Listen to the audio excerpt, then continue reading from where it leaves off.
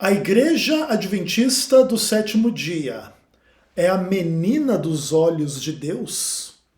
Eu sou Ezequiel Gomes, você está no canal Vem Senhor Jesus. E hoje eis que trago para vocês um conteúdo que considero particularmente inusitado. Inusitado porque o que a gente vai fazer aqui hoje é um sermão expositivo, baseado em Deuteronômio capítulo 32, mas para tratar de um tema que não é muito comum da minha parte, em termos assim de abordar esse tipo de assunto nesse tipo de conteúdo, tudo bem? Em geral, quando você me vê refletir a respeito da instituição, da Igreja Adventista do Sétimo Dia, são conteúdos mais livres em termos de reflexão, tá? Não são conteúdos assim estruturados a partir do estudo sistemático de um capítulo da Bíblia, de uma porção da Bíblia e tudo mais.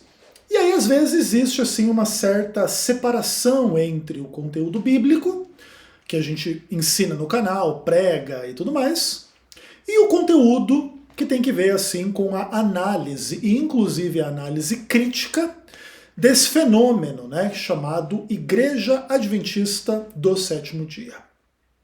Mas como eu sei que eu vou pegar bastante pesado com a igreja no futuro breve, eu gostaria assim de recuar, dar um passo atrás e oferecer a vocês uma perspectiva bíblica a respeito de uma questão que eu considero muito interessante, que tem que ver inclusive com algumas reações de algumas pessoas ao conteúdo crítico em relação à igreja, que se promove aqui tanto nesse canal quanto em outros canais. Então, por exemplo, quando você vê assim um canal de alguém que está criticando a Igreja Adventista do Sétimo Dia, e se você for dar uma olhada lá nas reações, nos comentários e tudo mais cedo ou mais tarde, você pode encontrar, provavelmente, alguém dizendo o seguinte: você, fulano, que está criticando a igreja, você está fazendo a obra do Satanás, você está errado, você está fazendo algo que você não devia. E qual que é a justificativa? A justificativa é a seguinte: a igreja é a menina dos olhos de Deus. A igreja é uma entidade protegida por Deus, abençoada por Deus, e Deus fica muito ofendido pessoalmente quando você tem críticas à igreja, em especial se as suas críticas forem procedentes, ou seja, se você tiver uma crítica realmente assim, contundente em algo em que a igreja realmente esteja errada.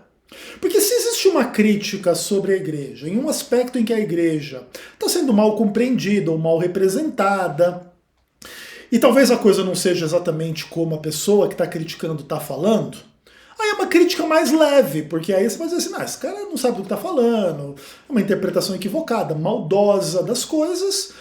Então a crítica, no final das contas, quando ela é mal feita, ela cai, porque ela se demonstra injusta, inadequada, não acurada e coisas do tipo, entendeu? Agora, se você fizer uma crítica legítima, que realmente toque num ponto em que realmente a igreja esteja errada, aí mais ainda que Deus se desagrada de você, porque como você ousa tocar na menina dos olhos de Deus? Deus se incomoda com isso, Deus odeia isso, e sabe quem fica feliz com isso? O diabo, Satanás. Alguém aí já ouviu alguma argumentação parecida com isso em algum lugar? Seja aqui no meu canal ou em outro lugar? Eu já ouvi essa conversa dezenas ou centenas de vezes, voltadas aí para, de alguma maneira, tentar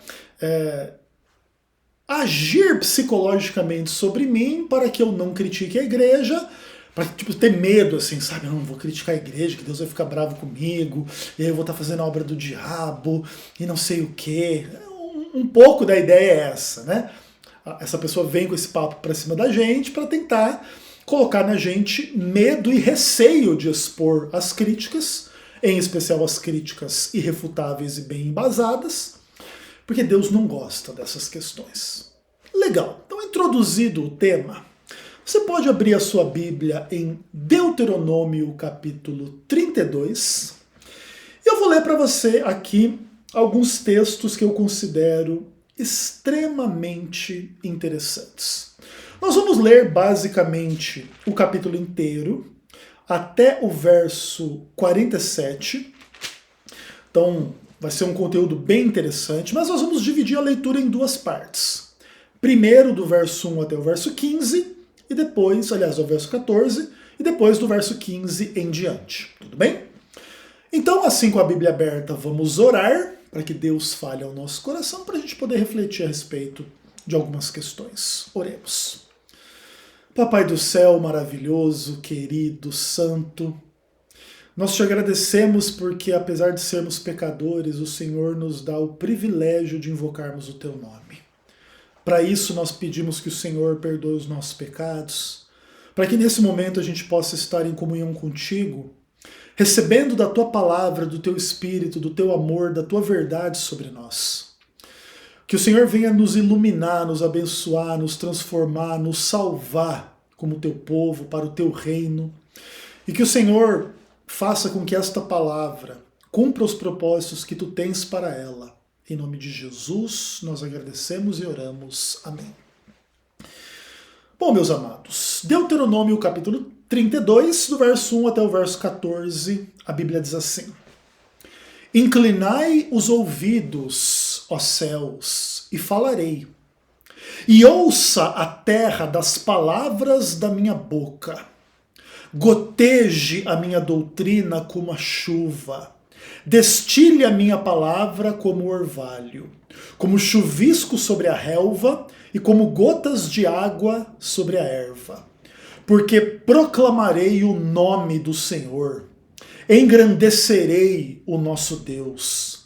Eis a rocha, suas obras são perfeitas, porque todos os seus caminhos são juízo. Deus é fidelidade e nele não há injustiça. É justo e reto.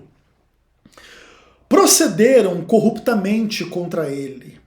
Já não são seus filhos, e sim suas manchas. É geração perversa e deformada. E é assim que recompensas ao Senhor, povo louco e ignorante. Não é ele teu pai que te adquiriu, te fez e te estabeleceu? Lembra-te dos dias da antiguidade, atenta para os anos de gerações anteriores. Pergunta a teu pai e ele te informará. Aos teus anciãos e eles te dirão. Quando o Altíssimo distribuía as heranças às nações, quando separava os filhos dos homens uns dos outros, fixou os limites dos povos, segundo o número dos filhos de Israel. Porque a porção do Senhor é o seu povo, Jacó é a parte da sua herança. Achou-o numa terra deserta, e num ermo solitário povoado de uivos. Rodeou-o e cuidou dele. Guardou-o como a menina dos seus olhos. Como a águia desperta a sua ninhada e voeja sobre seus filhotes, estende as asas, tomando-os e os leva sobre elas. Assim, só o Senhor o guiou, e não havia com ele Deus estranho. Ele o fez cavalgar sobre os altos da terra, comer as messes do campo, chupar o mel da rocha e azeite da dura pederneira.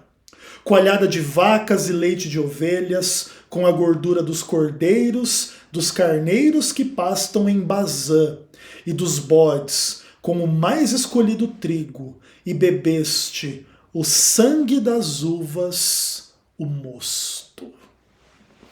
Esse texto é uma música. É o Cântico de Moisés, que basicamente termina o livro de Deuteronômio antes da morte de Moisés e coisa e tal. Tudo bem? É como se no final da jornada de Deus com Moisés, e, na verdade, de Moisés com Deus, porque a jornada de Moisés vai acabar, de Deus não, né? Moisés, de alguma maneira, resume um monte de coisas importantes nesta canção com esta letra. Interessante que, inclusive, Moisés era um compositor de músicas muito diferentes das músicas atuais, né? Hoje em dia, as músicas atuais, se tiver mais do que meia dúzia de palavras, já ninguém ouve, né? Aqui a gente leu 15 versos, que é menos da metade da quantidade de versos que a gente vai ler, e já tem informação para dar pano para manga aqui na canção de Moisés. E Moisés assim fala desse privilégio que ele teve de falar palavras de Deus, né? Deus colocando na boca do ser humano Moisés as suas palavras. E aí ele ilustra isso com as questões da natureza, da chuva, do orvalho que rega, que abençoa e tudo mais. É bonito assim, né? A forma como ele louva a Deus, que Deus é santo, Deus é perfeito, Deus é justo, nele não há injustiça. E eu não vou me concentrar nos aspectos negativos desses primeiros versos, porque aqui já está introduzidas as questões que eu vou tratar daqui a pouco, tudo bem? Aqui nessa primeira porção, Deus chama o seu povo de ignorante, Deus chama o seu povo não de seus filhos, mas de suas manchas. Pesado, né? Chama o seu povo de uma geração perversa e deformada, tudo mais, etc. Mas, de repente, Moisés ele esconde o tom negativo e volta para um tom um pouco mais positivo. E fala que Deus, quando ele distribuía a herança das nações, ele calculou tudo levando em conta Israel, que é a sua herança, a porção do Senhor, o seu povo, Jacó. E Deus vai lá e visita Jacó naquela terra deserta e tal, e aí o traz para o Egito, e ele alimenta Jacó, rodeia ele de cuidado, abençoa ele e dá para ele leite, uva, carneiro, churrasco, sei lá mais o que. E ele bebe o mais puro suco da uva, né? Falando assim um pouco da bênção de Deus sobre Israel, Jacó e as tribos e o povo de Israel. Tudo bem? Beleza. No verso 10 está o foco da imagem, a primeira vez que a Bíblia apresenta a ideia de que o povo de Deus, de alguma maneira, recebe um cuidado especial da parte de Deus, como a menina dos seus olhos. É como usar um termo médico para falar da retina, da menina dos olhos e tal, que inclusive media a relação entre o ser humano e o mundo, né? O ser humano que não é cego, que é uma coisa frágil e que precisa de um cuidado. Se você machucar, você perde a visão e não consegue enxergar a realidade. E Deus protege o seu povo como quem protege a menina dos seus olhos, né? Muito, muito interessante essa imagem. E essa imagem ela acontece em alguns outros textos da Bíblia, no livro dos Salmos, no livro dos Provérbios, no livro de Zacarias. Esta ideia de que o povo de Deus é a menina dos olhos de Deus. E dentro do Adventismo do sétimo dia, nós temos a figura da Ellen White, que aplica esta imagem da menina dos olhos, a dizer assim que a menina dos olhos de Deus é a igreja adventista do sétimo dia. É esse povo que Deus cerca com cuidado e conduz e abençoa. E a implicação que alguns tiram desta imagem é a ideia de que se esse é o povo que Deus escolheu, que Deus abençoou, a quem Deus se revelou, a quem Deus deu a verdade, a quem Deus está usando para fazer avançar a sua causa, o seu nome, a sua verdade, não sei mais o que. Se você falar alguma coisa contra esse povo, aí você está fazendo a obra do diabo e etc e tal, como a gente colocou na introdução, certo? Beleza. Só que o que acontece, galera? Infelizmente, o Adventismo do Sétimo Dia, como toda e qualquer igreja, tem dificuldade de fazer uma educação teológica dos seus membros para compreenderem as coisas tais quais elas são, não tais quais as pessoas pensam que as coisas são. Vou tentar explicar isso para você. A ideia de que se a igreja é a menina dos olhos de Deus, ela não deve ser criticada, ela é uma imaginação humana que inclusive pressupõe uma relação entre Deus e a igreja que, de alguma maneira, esconde a realidade para tentar fingir que se vive um ideal. É como se Deus escolheu essa igreja, Deus tolera os defeitos dessa igreja e passa eles por cima, e só vê as coisas boas. E se você vê as coisas ruins e as aponta, você está fazendo tipo o oposto do que Deus faz. E aí você está fazendo a obra do diabo, entende como que é a questão? Pô, então Deus não deveria ter escolhido a igreja adventista do sétimo dia para ser a menina dos seus olhos, conforme o entendimento dos adventistas? Ué, se Deus escolheu, Deus está satisfeito com esse povo, e se você não está satisfeito com o povo adventista, e você o critica, você é um filho e servo do diabo. Que interessante o raciocínio. Só que tudo isso está baseado no quê? Em uma implicação lógica que o ser humano pode enxergar diante da imagem de que o povo de Deus é a menina dos seus olhos. E aí fazendo a aplicação de que a igreja adventista é o povo de Deus, a igreja adventista é a menina dos olhos de Deus, que tem essa proteção benevolente do Senhor, essa condução assim complacente da parte do Todo-Poderoso e tudo mais. E se você discordar, você não está discordando só da igreja, você está discordando de Deus, quem discorda de Deus é do diabo, quem critica a igreja é do diabo, e aquele papo como um todo. Beleza? Legal. Para a gente avaliar, entretanto, se essa visão é acurada ou não, basta a gente continuar lendo o texto. A gente, inclusive, pode ignorar as críticas que Deus já fez ao povo nos primeiros 14 versos. Vamos fingir que não teve nenhuma crítica. Que não foram chamados de ignorantes, loucos, corruptos, que já nem são filhos de Deus, são manchas e deformados, e geração perversa e deformada, que inclusive já são conceitos que, então, se eu chegasse aqui e dissesse assim, ao invés desse título da mensagem fosse a igreja adventista é a menina dos olhos de Deus, eu escrevesse assim, no título do sermão. A igreja adventista do sétimo dia, ela é uma geração, ela é composta de pessoas perversas e deformadas. A pessoa ia ficar brava comigo, né? É um bando de gente louca e ignorante, retardada e burra, que é a compreensão aqui dos termos, etc e tal. Se ofenderiam. E aí eu seria do diabo, só que acho que quem falou isso aqui foi Deus através de Moisés. Mas vamos esquecer isso aí. Vamos esquecer, tudo bem? Esquece que Deus colocou as coisas nesses termos, né? E vamos continuar a leitura do verso 15 até o verso 47. Agora eu vou ler tudo sem comentar, e acho que nem vai precisar comentar mais muita coisa depois da leitura, tudo bem? Mas seja como for, acho que vale o exercício teológico.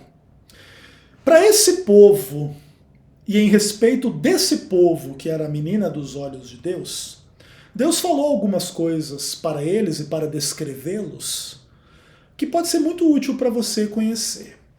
E agora, a menina dos olhos de Deus, ela vai ser descrita da seguinte forma.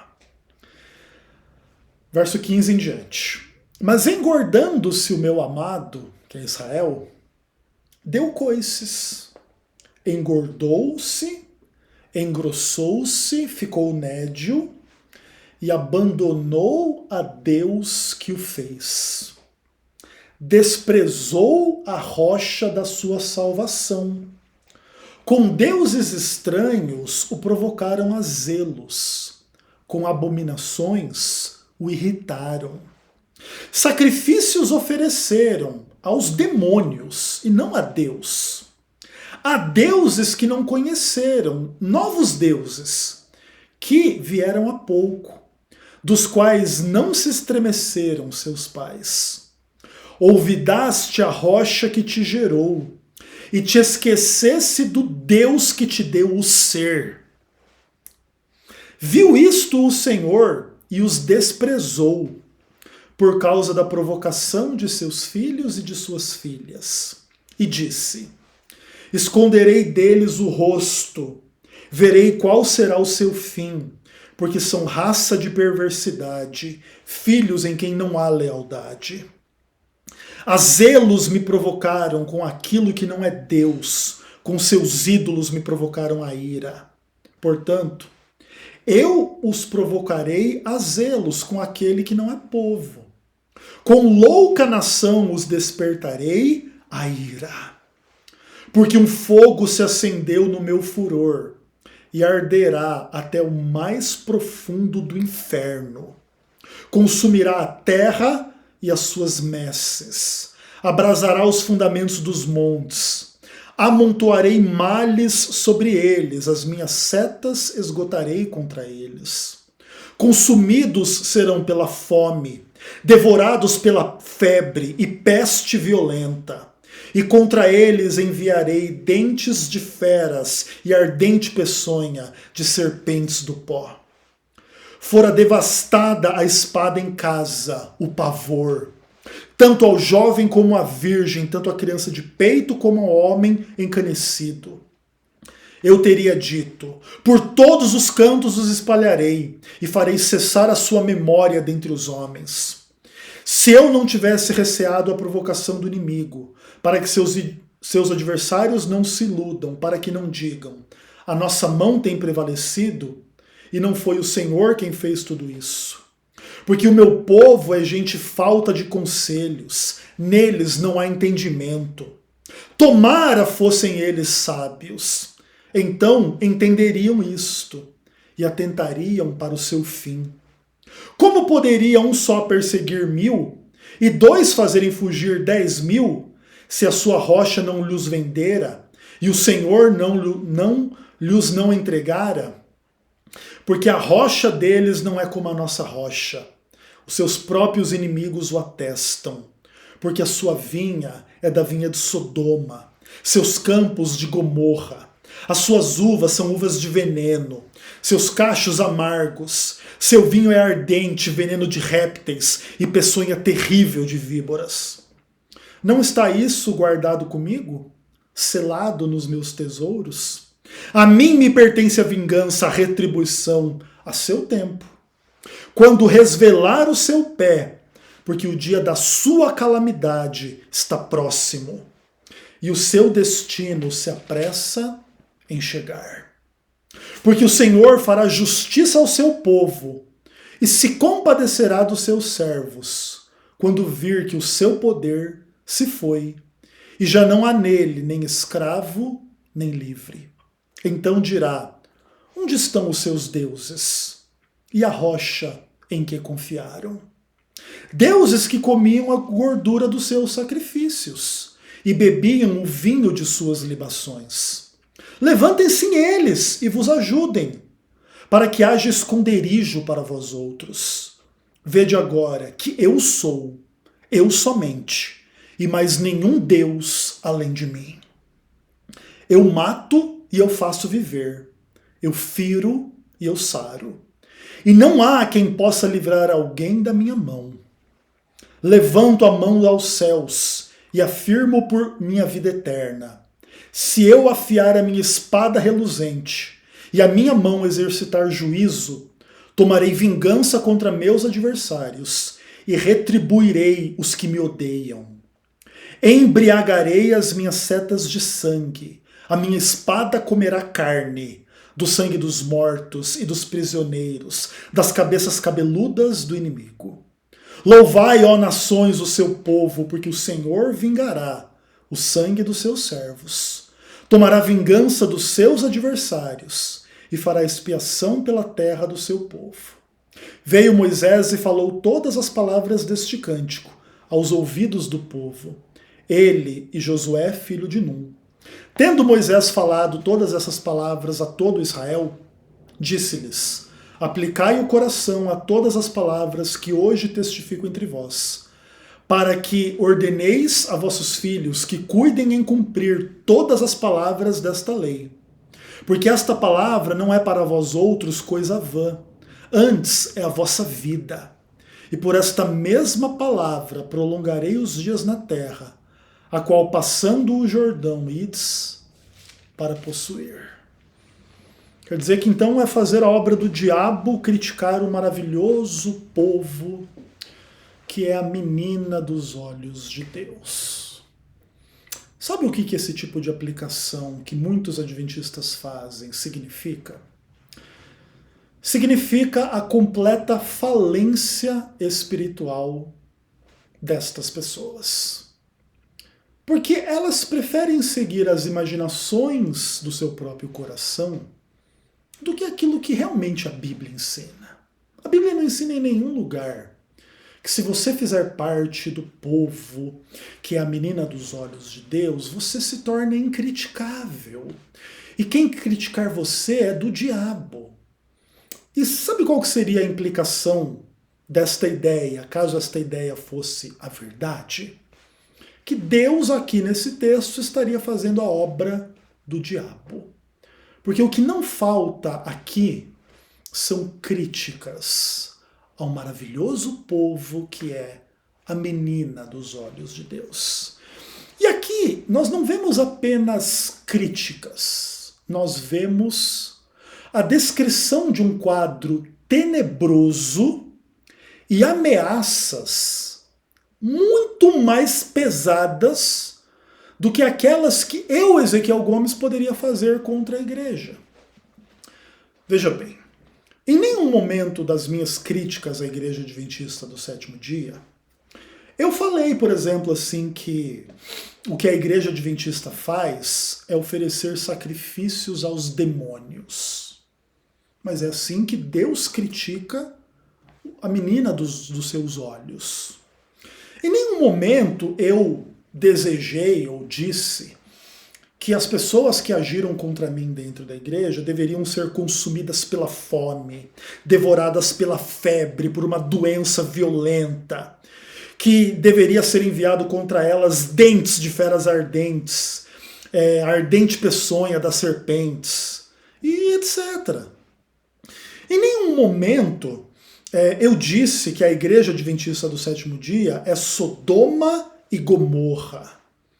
E etc, etc, etc. Mas tudo isso e muito mais, Deus diz a respeito do povo que ele chama de a menina dos seus olhos, que ele cuidou de forma assim tão tenra, tão amorosa, tão profunda, tão maravilhosa, vamos dizer assim. No final das contas, Deus abençoou um povo que engordou e o trocou e o desprezou e o abandonou e serviu demônios e deuses falsos e mentira e pecado e tudo aquilo que Deus falou para não fazer. Não é verdade? E vamos trabalhar com a ideia de que nós possamos identificar coisas dentro do Adventismo do Sétimo Dia que são o oposto do que Deus quer. Será que existe entre nós acepção de pessoas? Será que existe entre nós imoralidade sexual? Será que existe entre nós ganância e fazer da religião um mero comércio e não uma coisa viva e verdadeira? Será que existem entre nós heresias? Será que existem entre nós pessoas que preferem o diabo do que Deus, que preferem o pecado do que a verdade, que preferem o mal do que o bem? Com certeza existe. E nós temos exemplo em cima de exemplo. E quando a gente alerta, quando a gente repreende, quando a gente, no mesmo espírito que Deus agiu nesse texto aqui, revela estas questões, nós não somos de Deus, nós somos do diabo. Mas como é que é possível isso? Porque as pessoas consideradas de Deus no meio destes adventistas são quem? São aqueles que fecham os olhos para o pecado dentro da igreja? O melhor exemplo de Acã, ou daquele tipo de gente, que aceita o mal, acolhe o mal, traz o mal para o arraial e acha que vai ficar tudo bem? Tudo numa boa? E quem criticar é do Satanás? Porque se for esse o caso, Deus é do Satanás, Moisés é do Satanás, a Bíblia é do Satanás e tudo mais. Não é verdade?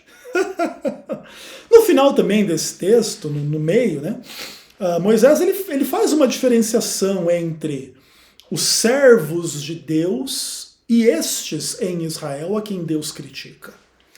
É como se Deus fizesse a separação do joio e do trigo dentro da igreja, certo? Deus vai vingar os seus servos. Deus vai reivindicar os seus servos. Eles não terão a mesma sorte daqueles que são descritos aqui nesses termos. Estes aqui, o que lhes compete é a destruição. E inclusive o texto coloca isso de uma forma assim bem pesada, né? O texto fala do seu fim, ao qual eles não atentam. Existem muitas pessoas que acham que por pertencerem à Igreja Adventista do Sétimo Dia, Deus vai ser complacente com eles. Deus vai ser assim mais misericordioso com eles do que com todos os outros. Deus vai ter assim um carinho muito especial e Deus vai punir as mentiras dos outros, não as suas. Deus vai punir, sei lá, o R.R. Soares, o Edir Macedo, o Valdomiro Santiago, que usam a religião meramente com comércio. Mas ai de você se você falar que Deus vai punir Ayrton Killer da mesma forma. Porque aí você é do diabo. Porque Ayrton Killer é o inquestionável de Deus. Não é verdade? Igreja Adventista do Sétimo Dia. É uma piada. É uma absoluta piada. E é importante a gente demonstrar com essa mensagem uma coisa muito simples. Quanto mais luz Deus deu a uma comunidade, a uma igreja, a um movimento, mais esse movimento deve estar aberto às repreensões divinas. Venham elas pelos meios que Deus julgar necessários.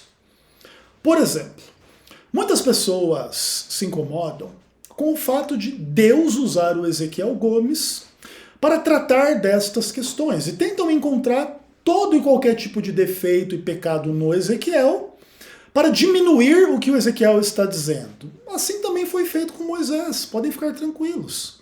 Moisés não era uma pessoa isenta de defeitos e erros. E eu também sou muito pior do que era Moisés. Óbvio que se você olhar para mim, você vai ver defeitos, erros e pecados. Mas o Deus que me usa, ele não me usa nos termos do seguinte: Ezequiel, você é melhor que todos os demais adventistas, então vai lá brigar com eles. Não é isso o que acontece. Inclusive o que acontece, na minha perspectiva, é o exato oposto. Por exemplo, a minha maior treta dentro da igreja tem que ver com as pessoas que me excluíram do ministério, tudo bem? Só que veja bem como que funciona na minha cabeça, tá? Ok.